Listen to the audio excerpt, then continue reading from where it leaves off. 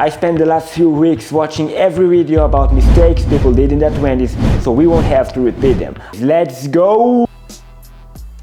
Choose for yourself. Wasted lots of time in their 20s chasing after things they didn't even want. They chose careers and big life decisions because it's what their parents wanted. They worked really hard to impress their friends and keep up with environment standards. They asked everybody what they should do with their lives instead of asking themselves. Our 20s is the best time for us to just understand what we actually enjoy doing. What makes us lose the perception of time? When were the times that we actually felt alive? We've got one life to live. We can either go on and live it according to how other people tell us to live it, or we can go on and build a life that will be significant, according to our own standards. Waiting for things to happen. Maybe the point that came across the most in those videos is that people waited for things to happen. They used not knowing what they wanted to do with their lives as an excuse for not doing anything. However, understanding what we don't want to do in life is an important step towards understanding what we do want. And the only way to do it is by experimenting with different things. Our 20s is the best time to take risks and try different things because most of us don't have major responsibilities like kids, mortgages, or a job we work for 20 years.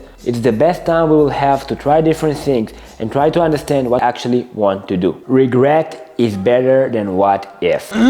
We all know that feeling of a missed opportunity, that girl we never asked out, that project we never did, the trip we never went to. We all have an inner voice inside us, and many times during our lifetimes it shouts and tells us that there is an opportunity in front of us, but we just don't listen. We're too scared or too proud to go for it, and we just let it pass by. And we are left with this turmoil inside our gut, and we subconsciously know that we've missed an opportunity. We are left with our imagination, wondering about what could have happened if we had more courage. We know we did not have anything to lose, but we didn't do it anyway. My main takeaways from those videos is that it's okay to look silly sometimes, and making mistakes is absolutely necessary. What isn't okay is wondering what could have happened without the ability to ever know. Life is too short to be asking what if. When you feel the opportunity that will inevitably come, train yourself to go for it.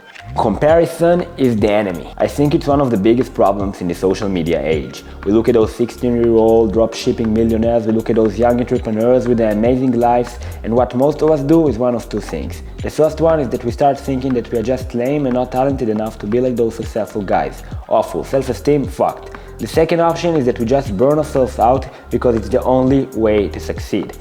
The problem with it is that it's just unsustainable. It makes us neglect other important areas of life and exhaust ourselves, physically and mentally. Exhausting ourselves because of this pressure from social media won't lead us anyway. And I'm not saying that working hard isn't important. Working hard is super important if we want to get what we want. However, we need to see this game as a long-term one and not exhaust ourselves after a couple of months. We make that comparison with successful people based only on one factor, neglecting other areas of life.